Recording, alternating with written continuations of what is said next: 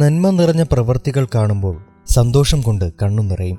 സഹജീവി സ്നേഹം വിളംബരം ചെയ്യുന്ന നിരവധി വീഡിയോകൾ സോഷ്യൽ മീഡിയയിൽ പ്രത്യക്ഷപ്പെടാറുണ്ട്. പ്രത്യേകിച്ച് മനുഷ്യനും മൃഗങ്ങളും തമ്മിലുള്ള ഊഷ്മളമായ ബന്ധം വെളിപ്പെടുത്തുന്ന വീഡിയോകൾ. അത്തരമൊരു വീഡിയോയാണ് ശ്രദ്ധേയമാവുന്നത്.